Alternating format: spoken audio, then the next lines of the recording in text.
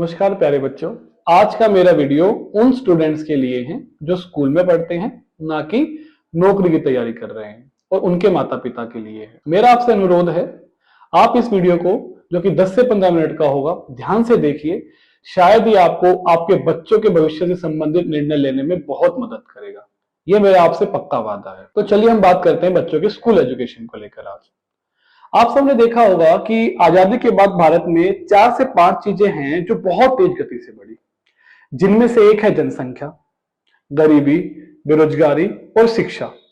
जी हां, आजादी के समय भारत में जो शिक्षा का स्तर था या जो शिक्षा का प्रतिशत था वो 10 से 12% था, और धीरे धीरे करते करते अब 2025 में लगभग लगभग ये 80% को क्रॉस कर चुका है। फिर आप कहेंगे, अगर शिक्षा का स्तर इतना बढ़ गया है तो गरीबी बेरोजगारी कम क्यों नहीं हो रही है, जनसंख्या पर नियंत्रण क्यों नहीं लग रहा है? तो आज इसी समस्या को लेकर मैं आपसे बात करना चाहता हूं। और इसका दोष हम किस पर डालते हैं? सरकार पर, सरकारी स्कूलों पर, भारत की शिक्षा व्यवस्था पर। लेकिन मैं आपसे एक बात कहना चाहूंगा, इन सब का दोष उनको देने से कुछ नहीं होगा, क्योंकि कमी उनमें नहीं है, कमी आप में है। जी हाँ, कमी बच्चों के माता पिता में है। आप ही तो बच्चों के लिए निर्णय लेते हैं। जाने अनजाने में आप ऐसे निर्णय बच्चों के लिए ले लेते हैं जो आगे चलकर उनको बहुत नुकसान पहुंचाता है। तो इस वीडियो में इसी के ऊपर चर्चा करने वाले कि माँ बाप क्या गलतियां करते हैं स्कूल एजुकेशन के टाइम पर जो उनको नहीं करनी चाहिए। जो भी माता पिता इस वीडियो को देख रहे हैं, मुझे ऐसा लगता है कि जिनके बच्चे आज के समय स्कूल में पढ़ रहे हैं, उनकी और मेरी उम्र लगभग लगभग एक जैसी होगी। तो आप लोगों ने नोटिस किया होगा कि हमारे टाइम पर सरकारी स्कूल की सुविधाओं में और प्राइवेट स्कूल की सुविधाओं में कोई खास अंतर नहीं था। वही ब्लैक बोर्ड होते थे, वही डेस्क होते थे। डेस्क की जगह सरकारी स्कूल में नीचे टाट पट्टी पर बैठ जाते थे, लेकिन ऐसा कोई बहुत मेजर डिफरेंस नहीं होता था जिसको लेकर हमें चिंतित होना पड़ता था। उसका असर भी हमें देखने को मिलता था। सभी संस्थाओं में, चाहे वो स्कूल में टीचर लगना हो या कॉलेज में प्रोफेसर हो, पुलिस में, आर्मी में, रेलवे में, बैंक में, आपको सरकारी स्कूल के पढ़े हुए बच्चों की अच्छी खासी संख्या देखने को मिलती थी।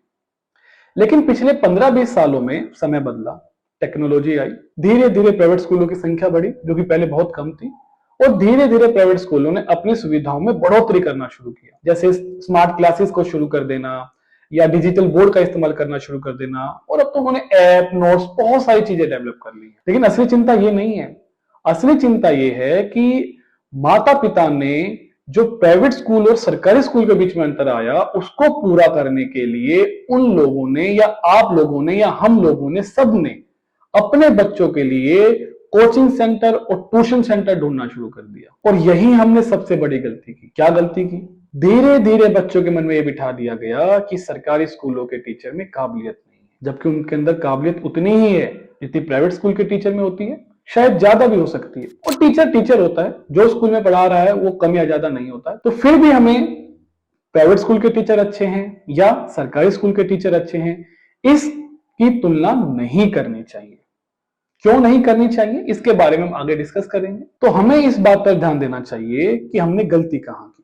हमसे सबसे बड़ी गलती ये हुई, हम अपने बच्चों को सरकारी स्कूल में भेजते हैं, बच्चा वहां 6 से 7 घंटे रहता है, और हमने उसको ट्यूशन पे भेजा 1 घंटे के लिए। अगर 7 घंटे बच्चा जहां रहता है, 6 घंटे बच्चा जहां रहता है, वो ये सोचकर वहां पर जाएगा कि ये मुझे कुछ सिखा नहीं सकते, यहां से आउटपुट 0 है, तो उसका दिन का 1/4 हिस्सा तो आपने खराब कर दिया। तो बच्चे के दिन का 1/4 हिस्सा हमने खराब कर दिया। क्या वो पूरे साल की पढ़ाई 1 घंटा ट्यूशन पे पढ़ के कर सकता है? नहीं कर सकता है। और यही आपकी सबसे बड़ी मिस्टेक है। और दूसरी मिस्टेक आप क्या करते हैं? कौन सा ट्यूशन आप पढ़ाते हैं? किससे पढ़ाते हैं? जो खुद 12वीं पास है, जिसने कोरेस्पॉन्डेंस से, ओपन से बीए बीकॉम किया हुआ है, उसे तो आप लोग पढ़ा रहे हैं ना। आपको क्या लगता है जो लाखों बच्चों में प्रतियोगिता पेपर को पास करके टीचर बना है, वो उनसे कम लायक है? उनसे लाख गुना ज्यादा लायक है। लेकिन आपको भरोसा किस पे है? आपके बच्चों को भरोसा किस पर है? उस 12वीं पास पर, बीए पास पर, बीकॉम पास पर। और यही सभी समस्याओं की जड़ है। देखिए, मेरा किसी ट्यूशन से या कोचिंग सेंटर से कोई दुश्मनी नहीं है, बल्कि मैं उनका सम्मान करता हूं कि वो अपने स्तर पर कोशिश कर रहे हैं बच्चों को शिक्षा देने की। लेकिन ये जिम्मेदारी आपकी नहीं बनती है। आप तो बच्चों के गार्जियन हैं, है ना? ये जिम्मेदारी आपकी नहीं बन रही है कि आप लोग जाएं बच्चे कहां पर पढ़ रहे हैं। फिर आप लोग कहेंगे हम कैसे पहचाने अच्छे टीचर को? क्यों आप अच्छा डॉक्टर नहीं ढूंढ पाते हैं? बीमार होने पर ढूंढते हैं ना। कैसे ढूंढते हैं? कि जो अच्छे हॉस्पिटल में है इसमें वो अच्छा डॉक्टर है, जो अच्छे हॉस्पिटल में है इसका मतलब वो डॉक्टर भी अच्छा है। तो ऐसे ही ट्यूशन टीचर को ढूंढिए। जो ट्यूशन टीचर स्कूल में पढ़ाता है या स्कूल में पढ़ाने का अनुभव है वहां बच्चे को पढ़ाएं। जिस भी ट्यूशन सेंटर में ऐसे टीचर हैं जिनको स्कूल में पढ़ाने का अनुभव नहीं है वहां बच्चों को मत पढ़ाएं। भले ही आपके बच्चों के नंबर कम आ जाएं स्कूल में पढ़ाने वाले टीचर से, लेकिन वो बाद में काम आएंगे। रटने से नंबर ज्यादा आ सकते हैं, क्योंकि 12वीं पास बीकॉम पास आपको गाइड से रटवा ही तो देगा, नंबर तो दिलवा ही देगा, लेकिन वो नंबर काम नहीं आएंगे। धीरे धीरे एआई आता जा रहा है, एआई सब कैलकुलेशन कर देता है, पीपीटी बना देता है, पीडीएफ बना देता है, हर टॉपिक पर आपको डिटेल दे देता है। तो रटने वाली पढ़ाई आज तक तो थोड़ा बहुत काम आ गई होगी, आगे काम आने वाली नहीं है। वहां तो वही पढ़ाई काम आएगी जो आप सीख कर जाएंगे, और सीख आप सकते नहीं। सिखा आपको स्कूल टीचर सकता है, लेकिन वो आपको बेवकूफ लगता है। तो आपके सफलता पाने के चांस हो गए हैं 0। समझ में आया? अब दूसरी समस्या की तरफ आते हैं। आप लोगों ने धीरे धीरे बच्चों को ऑनलाइन एजुकेशन की तरफ धकेल दिया। बच्चे यूट्यूब से पढ़ते हैं। देखिए, यूट्यूब पर बहुत अच्छे अच्छे टीचर हैं, लेकिन वो स्कूल लेवल के लिए नहीं है, वो यूपीएससी के लिए है, एसएससी के लिए है, सीजीएल के लिए है, आपको जॉब दिलवाने के लिए। मतलब आप क्या गलती कर रहे हैं? आपको समझ में आया कि बच्चे को पेट में दर्द है, बुखार है, और आप सोचते हो चलो इसको कैंसर की दवाई दे देते हैं, बहुत महंगी आएगी, ये बिल्कुल इसको ठीक कर देगी। ऐसा हो सकता है क्या? वो साइड इफेक्ट करेगी आपको। तो आपको बच्चों को स्कूल एजुकेशन देने के लिए स्कूल के टीचर की ही जरूरत है। वो आपके बच्चे का बेस बनाएंगे। जिस बच्चे का बेस अच्छा होगा उसी को तो यूट्यूब के जो मशहूर टीचर हैं वो सिखा पाएंगे। जिस बच्चे का बेस अच्छा नहीं है उसको तो वो भी नहीं सिखा पाएंगे। आपको क्या लगता है ये जो बड़े बड़े टीचर हैं वो अगर 1000 बच्चों को पढ़ाते हैं उनमें से 10 बच्चे कामयाब होते हैं? मतलब 10% भी उनका सक्सेसफुल रेट नहीं है। समझ में आ रहा है आपको? तो आप लोगों को अपने बच्चों को यूपीएससी या आपको सीजीएल कराना है या टीचिंग की जॉब में दिलवाना है या बैंकिंग में डलवाना है, उसके लिए तैयार करना है तो आज उसके बेस पर काम करना पड़ेगा। उसकी नींव मजबूत करनी पड़ेगी, और नींव मजबूत यूट्यूब के टीचर नहीं कर सकते हैं। वो उसी बच्चे को ऊपर लेकर जा सकते हैं जिसकी नींव मजबूत हो। तो नींव मजबूत करने का काम होता है स्कूल टीचर का। उसके ऊपर जिम्मेदारी डालिए, उनसे जाके बच्चे की बात कीजिए। और आप लोग पढ़े लिखे नहीं है, मतलब भारत में बहुत सारे लोग पढ़े लिखे, लेकिन मैं आज जिस समुदाय से बात कर रहा हूं मैं मानकर चलता हूं कि वो आर्थिक रूप से बहुत कमजोर रहे हैं और उनको एजुकेशन बहुत कम मिली है। तो उनकी मुख्य शिकायत ये रहती है कि हम लोगों को पता ही नहीं चलता बच्चा क्या पढ़ रहा है। ठीक है, आपको नहीं पता चलता है बच्चा क्या पढ़ रहा है, लेकिन आप काम से आने के बाद रात को 8 बजे 9 बजे अपनी नजरों के सामने बच्चे को 2 घंटे के लिए तो पढ़ने के लिए बिठा सकते हैं। उसमें उसको बोलो जब तक हम घर पर आएंगे आप लिखने का अपना काम पूरा करो, आप हमारे सामने पर याद करने का काम कीजिए, प्रॉब्लम्स ढूंढ कर लिखिए जो आप कल जाके स्कूल में पूछोगे, ट्यूशन टीचर पे पूछोगे। ट्यूशन टीचर से भी डेली बात कीजिए, हफ्ते में कीजिए, 10 दिन में कीजिए, रोज नहीं कर सकते तो स्कूल टीचर से भी कीजिए। लेकिन कोशिश कीजिए आपका ट्यूशन टीचर जरूर स्कूल में पढ़ाता हो, जरूर स्कूल में पढ़ाता हो। मैं बार बार आपको एक बात समझा रहा हूं। दूसरा, आपने बच्चों को आलसी बहुत बना दिया है। आपको ट्यूशन सेंटर कहां चाहिए? आपके गली के कोने पे, आपके घर से 4 घर छोड़कर। आप लोग पढ़ाई के लिए 7-8 किलोमीटर दूर नहीं जाते थे जब तो बस भी नहीं थी, रिक्शा भी नहीं थी, ई रिक्शा भी नहीं थी, तब आप लोगों ने कैसे पढ़ाई करी? तो बच्चों को इतना आलसी मत बनाइए। अगर आपको अच्छा ट्यूशन सेंटर 2 किलोमीटर दूर 3 किलोमीटर दूर मिलता है तो बच्चों को संघर्ष करने के लिए बोलिए। अरे जवान बच्चा है, पैदल चला जाएगा, वो थक थोड़ी जाएगा। पार्क में 6 घंटे खेलता है, 4 घंटे खेलता है, तब तो वो नहीं थकता है। कोई बात नहीं, 10 रुपए रिक्शा के दे दीजिए। कम से कम आपका जो आप 1000 रुपए लगाकर 0 फायदा उठा रहे हैं, तो 1200 रुपए लगाकर, मान लो 1000 रुपए और 200 रुपए किराया जोड़कर 1200 रुपए लगाकर अगर आपको कुछ फायदा हो सकता है तो 200 और लगा लीजिए ना। आज मैं आपकी एक गलतफहमी को और दूर करना चाहूंगा। आप लोगों को क्या लगता है सरकारी शिक्षकों में कमी है? आपने एनवीएस का नाम सुना है? नवोदय विद्यालय। जी हाँ, नवोदय विद्यालय ने 966 बच्चों को जी क्वालिफाई कराया, 12,654 नीट क्वालिफाई करने वाले बच्चे वहां से हैं।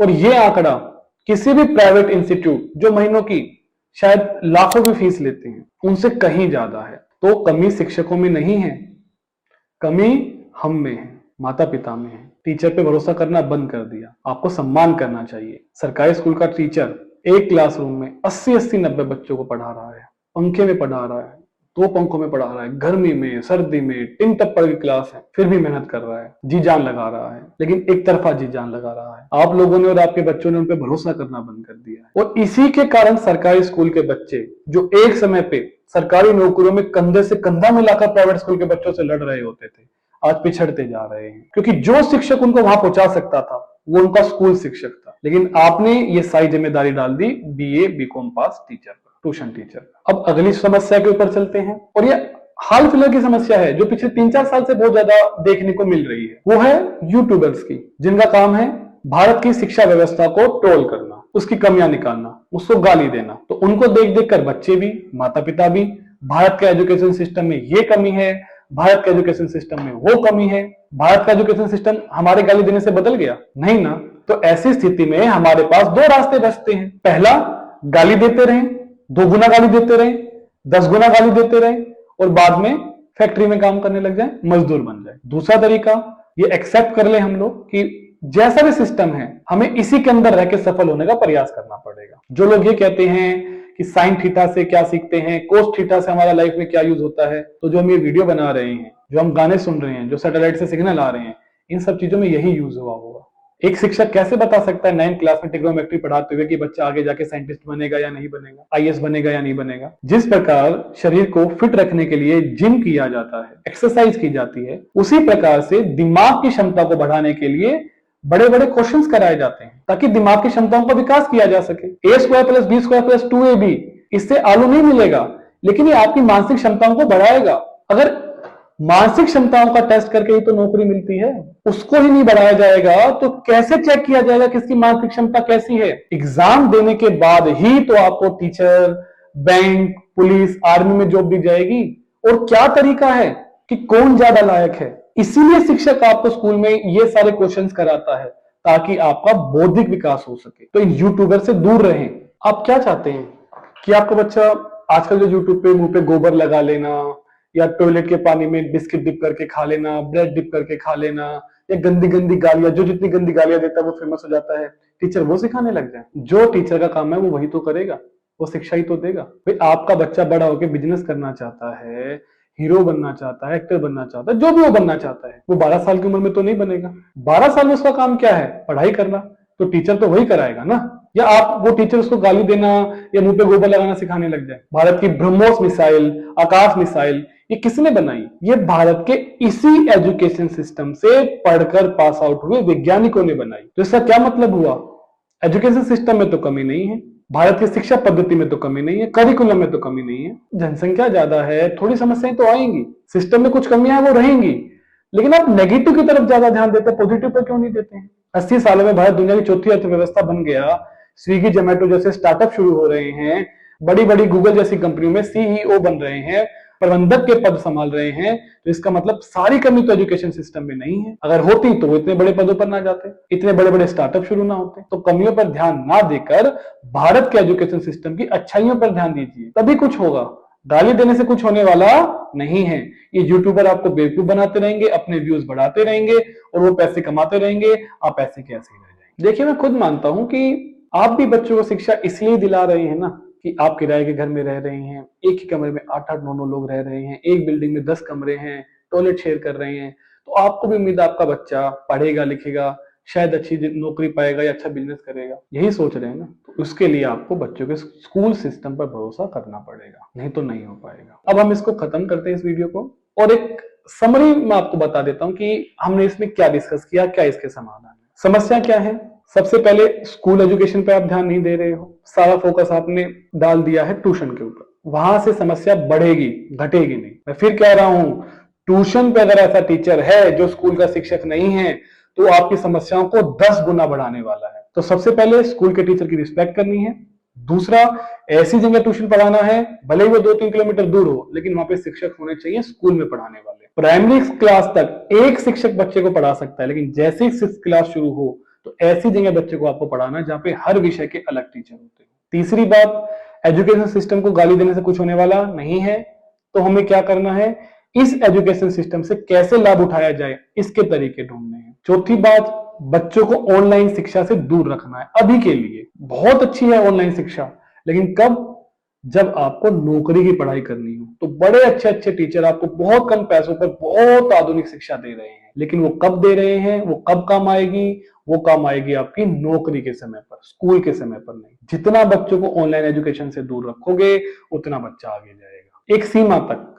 आपको नोट्स चाहिए, आपको कोई स्टडी मटेरियल चाहिए, वो डाउनलोड करने तक आपको बच्चों को मोबाइल देना है, पढ़ाई करने के लिए नहीं देना है। तो आशा करता हूं ये मेरी वीडियो आपको सही शिक्षक का चुनाव करने में बहुत मदद करेगी और शायद आप अपने बच्चों के लिए बेहतर निर्णय लेने की स्थिति में अपने आप को पाएंगे।